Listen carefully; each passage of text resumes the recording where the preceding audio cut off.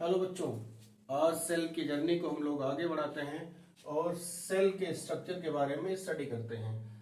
Cell के structure को पढ़ने से पहले हम लोगों ने पढ़ा कि डिस्कवरी ऑफ द सेल के बारे में, सेल के शेप के बारे में, सेल का साइज क्या होता है और सेल थ्योरी के बारे में पढ़ा है और डिफरेंट टाइप्स ऑफ सेल के बारे में पढ़ा कि प्रोकैरियोटिक सेल, यूकैरियोटिक सेल क्या होती हैं। आज हम लोग स्ट्रक्चर ऑफ द सेल के बारे में पढ़ते हैं। अगर हम लोग सेल के स्ट्रक्चर की बात करें तो सेल में दो मेन स्ट्रक्चर होते हैं। पहला, आउटर मोस्ट कवरिंग जो सेल की है, तो सेल की जो आउटर मोस्ट कवरिंग है, इस आउटर मोस्ट कवरिंग को हम लोग कहते हैं प्लाज्मा मेम्ब्रेन।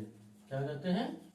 Plasma membrane. अब इस प्लाज्मा मेम्ब्रेन को अगर देखें, अभी स्ट्रक्चर हम लोग आगे डिटेल में पढ़ेंगे कि प्लाज्मा मेम्ब्रेन का स्ट्रक्चर क्या होता है। तो प्लाज्मा मेम्ब्रेन प्रोटीन और लिपिड की बनी होती है। किसकी बनी होती है? लिपिड और प्रोटीन की बनी होती है प्लाज्मा मेम्ब्रेन। इस प्लाज्मा मेम्ब्रेन के बाहर प्लांट सेल में, बैक्टीरिया में और फंगस में, कहां पर? प्लांट्स में, बैक्टीरिया में और फंगस में एक एडिशनल मेम्ब्रेन पाई जाती है and this additional membrane is called as cell wall. तो अब मेम्ब्रेन्स की बात करें हम लोग, तो मेम्ब्रेन्स दो तरह की हो गई। Plasma membrane is present in both plants and animal cell. Plasma membrane plant और एनिमल सेल दोनों में पाई जाती है। And additional membrane is present in plants, bacteria and fungus. Plant में जो सेल वॉल बनी होती है, this is made up of cellulose. किसकी बनी होती है? सेलुलोज की बनी होती है। बैक्टीरियल सेल वॉल बनी होती है पेप्टाइडोग्लाइकेन की। किसकी बनी होती है? पेप्टाइडोग्लाइकेन की। और फंगस की सेल वॉल बनी होती है काइटिन की। किसकी बनी होती है? काइटिन की। कॉम्पिटिटिव एग्जाम में क्वेश्चन पूछा जाता है कि plant cell wall is made up of which component? Cellulose, glucose, peptidoglycan या लिपोप्रोटीन। तो करेक्ट आंसर क्या हो जाएगा कि plant cell wall is made up of cellulose, bacterial cell wall made up of peptidoglycan या बनी होती है N acetyl muramic acid, NAM. या अब यहां पर देखो, फंगस सेल वॉल बनी होती है काइटिन की। तो ये सेल वॉल सिर्फ प्लांट सेल में, बैक्टीरियल सेल में या फंगस में पाई जाती है। इसके अलावा अब सेल वॉल के अंदर कौन सी मेम्ब्रेन होगी? Plasma membrane. बाहर की तरफ कौन सी है? सेल वॉल पाई जा रही है सिर्फ प्लांट, बैक्टीरिया और फंगस सेल में। Plasma membrane. अब प्लाज्मा मेम्ब्रेन के अंदर का जो कंटेंट होता है, this content is called as protoplasm. इसके अंदर जो कुछ भरा होता है इसको कहते हैं प्रोटोप्लाज्म। प्रोटोप्लाज्म है क्या? Nucleus plus cytoplasm. तो न्यूक्लियस और साइटोप्लाज्म को मिलाकर के कहते हैं प्रोटोप्लाज्म। तो सेल के अंदर का जो कंटेंट है, लिविंग कंटेंट है, इसको हम लोग कहते हैं प्रोटोप्लाज्म। अब प्रोटोप्लाज्म में क्या क्या है? साइटोप्लाज्म और न्यूक्लियस। साइटोप्लाज्म को अगर हम लोग देखें तो प्लाज्मा मेम्ब्रेन और न्यूक्लियस की न्यूक्लियर मेम्ब्रेन।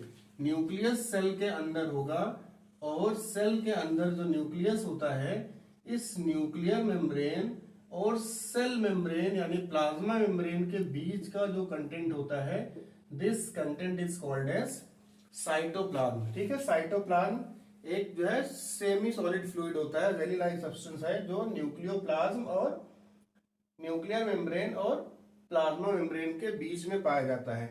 अब इस सेल के अंदर का जो साइटोप्लाज्म है, इस साइटोप्लाज्म के अंदर पाए जाते हैं बहुत सारे सेल ऑर्गेनेल। सिंपल सा है कि जैसे हम लोगों का घर है तो घर में अलग अलग कमरे पाए जाते हैं और हर कमरे में स्पेसिफिक फंक्शन। जैसे किचन है तो किचन में खाना बनता है, बेडरूम है तो वहां पर सोते हैं, वॉशरूम है तो वहां पर नहाते हैं, या फिर जो है टॉयलेट है। तो हर एक रूम का एक स्पेसिफिक फंक्शन होता है। उसी तरह से सेल के अंदर अलग अलग कंपार्टमेंट पाए जाते हैं, अलग अलग स्ट्रक्चर पाए जाते हैं और these structure independently perform specific task. वो क्या करते हैं? अलग अलग टास्क को, अलग अलग काम को परफॉर्म करते हैं। जैसे किसी लिविंग बॉडी के ऑर्गन्स काम करते हैं। अब सेल के अंदर है छोटे छोटे जो है पार्ट्स, और ये पार्ट्स स्पेसिफिक फंक्शन को परफॉर्म कर रहे हैं, इनको कहते हैं सेल ऑर्गेनेल्स। ये ऑर्गेनेल कौन कौन से हैं? Mitochondria, Golgi body, ribosomes, lysosomes, plastid, endoplasmic reticulum. अब एंडोप्लाज्मिक रेटिकुलम के दो टाइप पढ़ेंगे, rough endoplasmic reticulum and smooth endoplasmic reticulum. कुछ ऐसे ऑर्गेनेल्स हैं जो प्लांट सेल में पाए जा रहे हैं, और कुछ ऐसे ऑर्गेनेल्स हैं जो सिर्फ एनिमल सेल में पाए जाते हैं, और बाकी बहुत सारे ऐसे ऑर्गेनेल हैं which are present in both plant and animal cell. Cytoplasmic inclusions की अगर हम लोग बात करें तो साइटोप्लाज्मिक इंक्लूजन्स में क्या होंगे? बहुत सारे ग्रैन्यूल्स प्रेजेंट होते हैं साइटोप्लाज्म के अंदर। क्या पाए जाते हैं? ग्रैन्यूल्स पाए जाते हैं, vacuole present in the cytoplasm.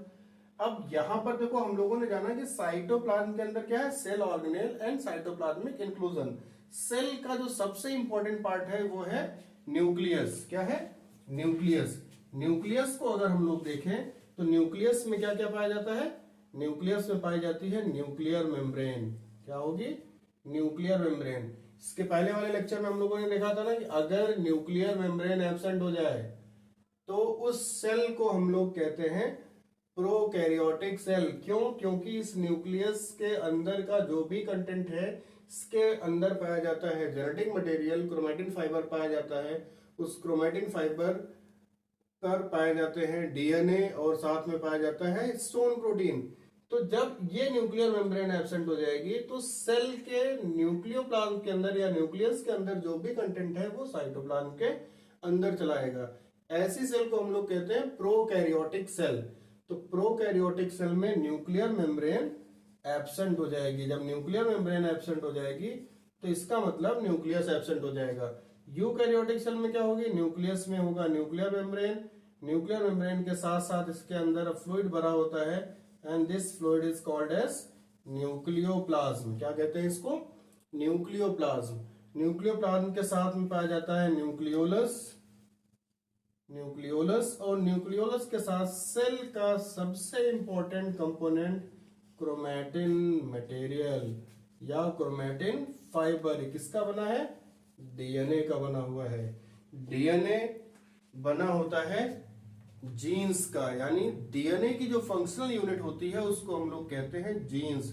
DNA cell का बॉस है। बॉस का मतलब ऐसा पार्ट सेल का, ऐसा कंपोनेंट जो सेल की सारी एक्टिविटी को कंट्रोल कर रहा है। It governs the cell organelles.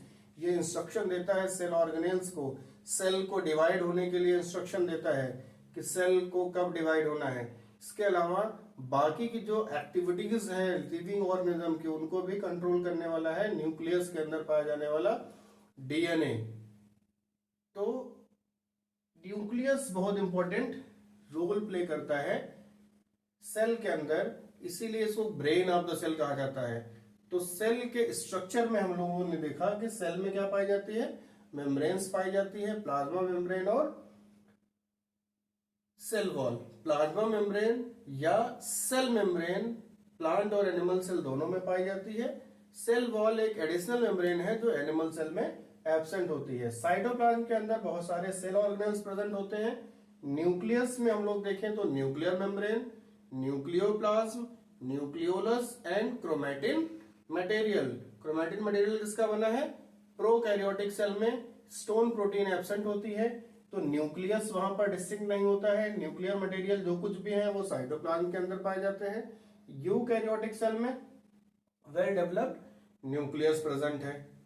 तो ये सेल का स्ट्रक्चर है। अब इन स्ट्रक्चर में जो पार्ट्स हैं कि सेल वॉल का क्या स्ट्रक्चर होता है, क्या इसका फंक्शन होता है, प्लाज्मा मेम्ब्रेन का स्ट्रक्चर और फंक्शन क्या होता है, और प्लाज्मा मेम्ब्रेन को कहते हैं कि ये सेमी परमेबल मेम्ब्रेन है या सेलेक्टिव परमेबल मेम्ब्रेन है, तो ऐसा क्यों कहा जाता है, इनके बारे में हम लोग डिटेल में पढ़ेंगे।